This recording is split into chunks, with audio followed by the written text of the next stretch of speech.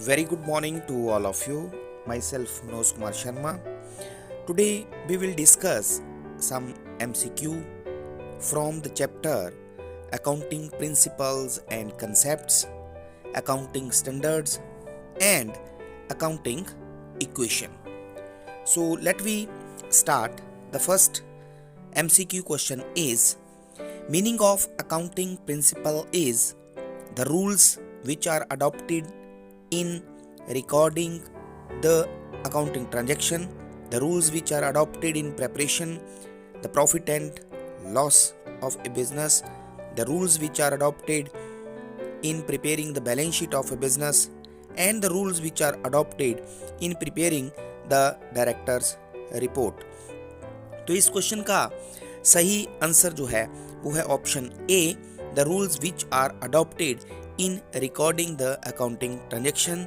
लेखांकन सिद्धांतों का आशय उन नियमों से है जो लेखांकन व्यवहारों को लिखते समय अपनाए जाते हैं। Second question is the different names of the accounting principles are concepts, अवधारणाएं, कन्वेंशंस, परंपराएं, अजम्पशंस, कल्पनाएं और ऑल ऑफ द अबव, उपरोक्त सभी।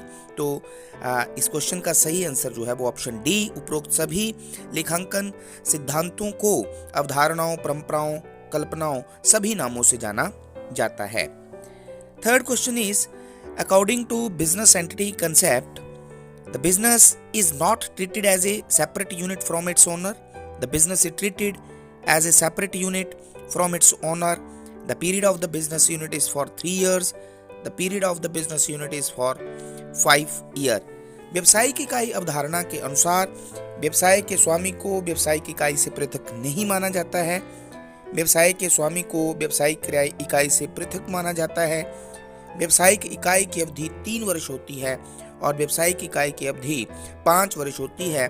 तो इस क्वेश्चन का सही आंसर जो है वो है ऑप्शन बी, व्यवसाय जो है व्यवसायिक इकाई अवधारणा के अनुसार व्यवसाय के स्वामी को व्यवसायिक इकाई से पृथक माना जाता है।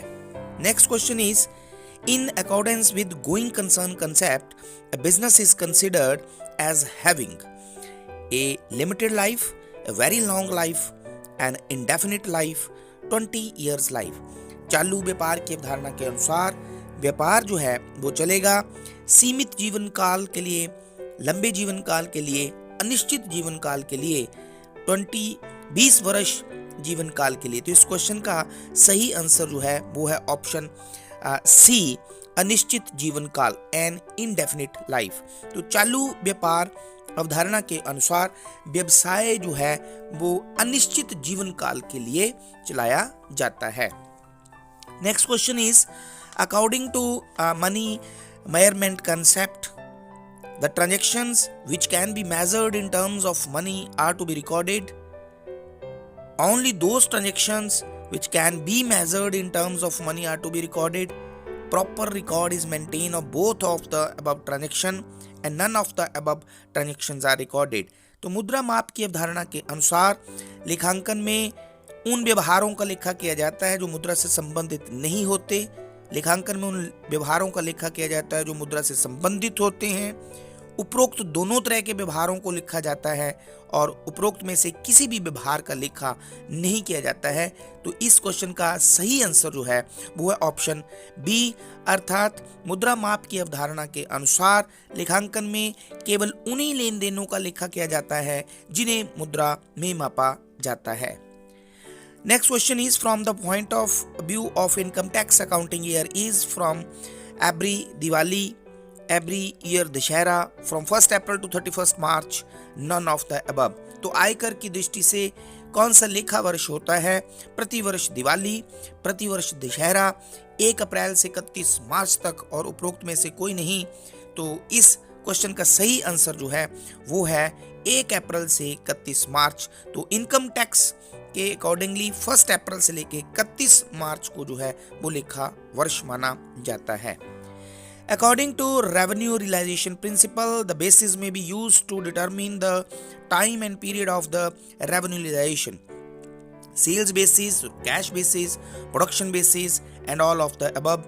तो आय प्राप्ति सिद्धांत के अनुसार आय के समय एवं अवधि के निर्धारण के आधार जो होते हैं वो बिक्री आधार है, रोकड़ आधार है, उत्पादन आधार है और उपरोक्त सभी। तो इस क्वेश्चन का जो सही आंसर है वो है उपरोक्त सभी, अर्थात आय प्राप्ति सिद्धांत के अनुसार आय के समय और अवधि के निर्धारण के लिए बिक्री आधार, रोकड़ आधार, उत्पादन आधार सभी को माना जाता है। Next question is, according to full disclosure principle all accounts should be maintained honestly, all important information should be included in accounts, all accounts should be prepared immediately, accounts should be prepared carefully। पूर्ण प्रकटीकरण सिद्धांत के अनुसार सभी लेखे जो हैं ईमानदारी से तैयार किए जाने चाहिए, खातों में सभी महत्वपूर्ण सूचनाएं सम्मिलित होनी चाहिए, सभी खाते शीघ्र तैयार किए जाने चाहिए और खाते जो हैं वो सावधानी पूर्वक बनाए जाने चाहिए। तो सही आंसर इस क्वेश्चन का जो है वो ऑप्शन बी, पूर्ण प्रकटीकरण सिद्धांत के अनुसार खातों में सभी महत्वपूर्ण सूचनाओं को शामिल किया जाना चाहिए। According to dual aspect concept, द्विपक्षीय सिद्धांत के अनुसार there are three aspects in the each transaction, प्रत्येक व्यवहार में 3 पक्ष होते हैं। There is 1 aspect in the each transaction, प्रत्येक व्यवहार में 1 पक्ष होता है।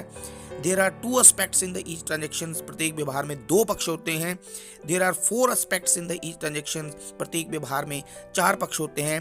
तो इस क्वेश्चन का सही आंसर जो है वो ऑप्शन सी, द्विपक्षीय सिद्धांत के अनुसार प्रत्येक व्यवहार के 2 पक्ष डेबिट और क्रेडिट के रूप में होते हैं। Question number 10 is, according to verifiable objective evidence concept, जांच की उचित प्रमाण की अवधारणा के अनुसार there should be proper vouchers for the checking of every transaction, प्रत्येक व्यवहार की जांच के लिए उचित प्रमाणक होने चाहिए।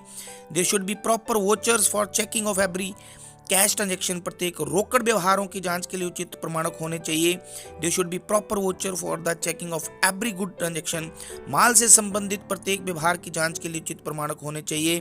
There is no need of voucher for the checking of transaction, व्यवहारों की जांच के लिए प्रमाणकों की आवश्यकता नहीं होती है। तो इस क्वेश्चन का सही आंसर जो है वो है ऑप्शन ए, जांच की उचित प्रमाण की अवधारणा के अनुसार प्रत्येक व्यवहार की जांच के लिए उचित प्रमाणक होने चाहिए। Next question is, according to historical cost principle, ऐतिहासिक लागत सिद्धांत के अनुसार assets are always shown at purchase price, संपत्तियों को सदैव क्रय मूल्य पर दिखाया जाता है। Assets are shown at market price, संपत्तियों को बाजार मूल्य पर दिखाया जाता है। Assets are shown after deducting the depreciation from the purchase price, संपत्तियों को क्रय मूल्य में से ह्रास घटाने के बाद दिखाया जाता है। एसेट्स में be shown at any price, संपत्तियों को किसी भी मूल्य पर दिखाया जा सकता है। तो इस क्वेश्चन का सही आंसर जो है वो ऑप्शन सी है, ऐतिहासिक लागत सिद्धांत के अनुसार संपत्तियों को स्थिति विवरण में क्रय मूल्य में से ह्रास घटाने के बाद दिखाया जाता है। According to convention of conservatism principle, रूढ़िवादिता की परंपरा के सिद्धांत के अनुसार closing stock is valued at cost price, अंतिम स्कंद का मूल्यांकन लागत मूल्य पर किया जाता है। Closing stock is valued at market price, अंतिम स्टॉक का मूल्यांकन बाजार मूल्य पर किया जाता है। Closing stock is valued at its real value, अंतिम स्टॉक का मूल्यांकन वास्तविक मूल्य पर किया जाता है। Closing stock is valued at cost price or market price whichever is less, स्कंद का मूल्यांकन जो है वो लागत मूल्य तथा बाजार मूल्य में से जो भी कम है उस पर किया जाता है। तो रूढ़िवादिता कंजर्वेटिज्म कंसेप्ट के अनुसार जो है वो prospective losses should be recorded and prospective incomes should not be recorded. तो इस सिद्धांत के अनुसार इस क्वेश्चन का सही आंसर जो है वो ऑप्शन डी है कि क्लोजिंग स्टॉक जो है वो उसकी valuation cost price or market price दोनों में से जो कम हो उस पर की जानी चाहिए। द नेक्स्ट क्वेश्चन इज, लेखांकन सिद्धांत हैं, accounting principles are written oral acceptable to all according to will. तो इस क्वेश्चन का सही आंसर जो है वो है ओरल। तो लेखांकन सिद्धांत जो है वो ओरल है। Accounting principles are developed on the basis of development of commerce, on the basis of population, on the basis of market, on the basis of circumstances। तो लेखांकन सिद्धांतों का विकास वाणिज्य के विकास के आधार पर, जनसंख्या के आधार पर, बाजार के आधार पर या परिस्थितियों के आधार पर हुआ है। तो इस क्वेश्चन का सही आंसर जो है वो है ऑप्शन ए, लेखांकन सिद्धांतों का विकास जो है वो वाणिज्य के विकास के आधार पर हुआ है। Next question is, features of the accounting principles are usefulness, feasibility, objectivity, all of the above. तो लेखांकन सिद्धांतों की विशेषता है उपयोगिता, व्यवहार में आने योग्य, व्यवसायिक तथ्यों पर आधारित और उपरोक्त सभी। तो इस क्वेश्चन का सही आंसर जो है वो है उपरोक्त सभी। लेखांकन में ये सभी विशेषताएं जो हैं वो पाई जाती हैं। Next question is according to accounting standard as a mode of conduct imposed on accountants by the customs law or professional body के अनुसार लेखा प्रमाप रीति रिवाजों, कानून अथवा पेशेवर संस्था द्वारा लेखाकारों पर लागू की गई आचार संहिता है। तो ये डेफिनेशन किसके द्वारा दी गई है? टीपी घोष, कोहलर, बाटली बॉय और स्पाइसर एंड पेगलर द्वारा। तो इसका सही आंसर है कोहलर। तो ये डेफिनेशन जो है वो कोहलर द्वारा दी गई है। The nature of the accounting standard is that the knowledge of accounting system of business transaction to supply the information that on which the basis these financial information have been prepared to help in making the financial statement comparable and all of the above। लेखांकन प्रमापों की प्रकृति जो है वो व्यावसायिक व्यवहारों की लेखांकन पद्धति का ज्ञान करना, वित्तीय विवरण तैयार किए जाने के आधारों की जानकारी देना, वित्तीय विवरणों को तुलनात्मक बनाने में सहायता करना, या ये सभी। तो इसका सही आंसर जो है वो ऑप्शन डी है। लेखांकन प्रमापों की ये सभी विशेषताएं होती हैं। लेखांकन प्रमापों की आवश्यकता है। The need of the accounting standard is to make uniformity and standardisation in presentation of the accounts, to remove the ambiguity in accounting terminology, to control on scandals, to all of the above. तो लेखांकन प्रमापों की सहायता से जो है ये सभी जो है उसमें ये सभी उद्देश्य जो है वो पूरे होते हैं। तो इस क्वेश्चन का सही आंसर जो है वो है option D. Accounting standards are useful to investors, to outsider, to auditors, to all of the above। लेखांकन प्रमाप जो हैं वो विनियोजकों के लिए, बाहरी व्यक्तियों के लिए, अंकेक्षकों के लिए या उपरोक्त सभी के लिए। तो लेखांकन प्रमाप जो हैं वो सभी के लिए उपयोगी होते हैं। इसलिए इस क्वेश्चन का सही आंसर जो है वो है option D. The main function of the accounting standard board is to help the organization in the presentation of the profit and loss, to help the organization in preparation of the balance sheet, to prepare the accounting standards, to all of the above। तो लेखांकन प्रमाप board जिसका जो 1 अप्रैल 1977 को जिसकी स्थापना हुई थी, उसका जो है मुख्य कार्य जो है वो to prepare the accounting standard, लेखांकन प्रमाप तैयार करना है। तो इस क्वेश्चन का सही आंसर जो है वो है option C. Accounting standards must be simple and clear according to the nature of the organisation. लेखांकन प्रमाप होने चाहिए, सरल होने चाहिए, स्पष्ट होने चाहिए, सरल एवं स्पष्ट होने चाहिए, संस्था के स्वभाव के अनुसार होने चाहिए। तो इस क्वेश्चन का सही आंसर जो है वो option C, simple and clear. To adopt the accounting standard it is necessary to sole traders, to partnership firm, to cooperative society, to the companies. तो लेखांकन प्रमाप जो है वो क्या है कि व्यापारियों के लिए, साझेदारी फर्मों के लिए, सहकारी समितियों के लिए या कंपनियों के लिए आवश्यक हैं। तो इस क्वेश्चन का सही आंसर जो है वो है ऑप्शन डी। कंपनीज के लिए लेखांकन प्रमापों का प्रयोग करना जो है वो मैंडेटरी है। Then next question is accounting standard 2 जो है it explains valuation of inventory, depreciation accounting for fix asset, accounting for investment. तो अकाउंटिंग स्टैंडर्ड 2 जो है वो वैल्यूएशन ऑफ इन्वेंट्री से रिलेटेड है। उसमें ये कहा गया है कि स्टॉक जो होता है उसकी वैल्यूएशन किस तरह से की जाती है। Accounting standard 6 explain cash flow statement, accounting for government grants, depreciation accounting और इनटेंजिबल एसेट्स। तो लेखांकन प्रमाप 6 जो है वो क्या स्पष्ट करता है? रोकड़ प्रवाह विवरण, सरकारी अनुदान के लिए लेखांकन, मूल्यह्रास लेखांकन या अमूर्त संपत्तियां। तो इस क्वेश्चन का सही आंसर जो है वो है ऑप्शन सी, डेप्रिसिएशन अकाउंटिंग के बारे में अकाउंटिंग स्टैंडर्ड 6 में कहा गया है। Then accounting standard 10 explain accounting for taxes on income, accounting for fixed assets, impairment of assets, discontinuing operation। तो लेखांकन प्रमाप 10 में क्या स्पष्ट किया गया है? आय पर करों का लेखांकन, स्थायी संपत्तियों के लिए लेखांकन, संपत्तियों की क्षति या क्रियाओं को बंद करना। तो इस क्वेश्चन का सही आंसर है option B, accounting for fix asset. Accounting standard 10 में स्थायी संपत्तियों के लेखांकन से संबंधित विवरण दिए गए हैं। Then next question is source documents of the accounting are. लेखांकन के मूल प्रलेख जो हैं वो हैं कैश मीमो, बीजिक और बिल, इनवॉइस एंड बिल, पे इन स्लिप, जमा की पर्ची या उपरोक्त सभी, ऑल ऑफ द अबव। तो इस क्वेश्चन का सही आंसर जो है वो है ऑल ऑफ द अबव। ये सभी जो है वो लेखांकन सोर्स डॉक्यूमेंट जो हैं वो हैं।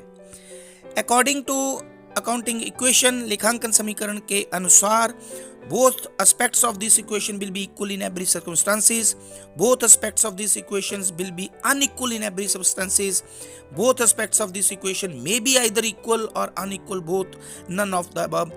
तो इस क्वेश्चन का सही आंसर जो है वो ये है कि अकाउंटिंग इक्वेशन के अकॉर्डिंगली जो है both aspects of this equation will be equal in every circumstances। तो सही आंसर जो है वो है option A. Which equation is correct out of the following equation? Capital is equal to assets plus liabilities, assets is equal to liability plus capital, assets is equal to liability minus capital, liability is equal to asset plus capital। तो कौन सा समीकरण जो है वो सही है? पूंजी बराबर होती है संपत्ति जमा दायित्व के, संपत्तियां बराबर होती हैं दायित्व जमा पूंजी के, संपत्तियां बराबर होती हैं दायित्व माइनस पूंजी के, और दायित्व बराबर होता है संपत्ति जमा पूंजी के। तो इस क्वेश्चन का सही आंसर जो है वो ऑप्शन बी है, assets are always equal to liability plus capital. The next question is the amount withdrawn by the proprietor for his personal use will the cash and capital in income decrease, no change या none of the above। तो स्वामी द्वारा निजी उपयोग के लिए निकाली गई जो राशि होती है रोकड़ एवं पूंजी में जो है वो क्या होता है, उससे वृद्धि होती है, कमी होती है, उसमें कोई परिवर्तन नहीं होता या उपरोक्त में से कोई नहीं। तो इस क्वेश्चन का सही आंसर जो है वो है ऑप्शन बी, डिक्रीज, कमी। Next question is outstanding salary is for the trader, it is income, expense, liability और asset। तो वेतन की अद्यत राशि जो है वो व्यापार के लिए क्या है? आय है, व्यय है, दायित्व है या संपत्ति है। तो अद्यत व्यय जो है वो एक व्यवसाय के लिए दायित्व होता है। तो ऑप्शन सी इसका सही आंसर है।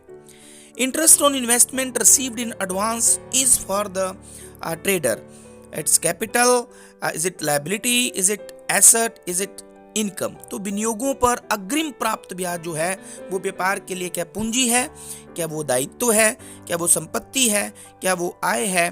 तो विनियोगों पर अग्रिम प्राप्त ब्याज जो है वो एक व्यापार के लिए दायित्व होता है, लायबिलिटी होता है। इसलिए ऑप्शन बी जो है वो इस क्वेश्चन का सही आंसर है। Amount of prepaid insurance is for the trade, is it asset, is it liability, is it expense or is it income। तो पूर्वदत्त बीमे की राशि जो है वो व्यापार के लिए क्या है? संपत्ति है, दायित्व है, व्यय है या फिर वो आय है। तो प्रीपेड इंश्योरेंस जो है वो एक व्यवसाय के लिए संपत्ति है। इसलिए इस क्वेश्चन का सही आंसर है option A. The amount of accrued interest is for the trade, is it liability, is it asset, is it expense or is it income।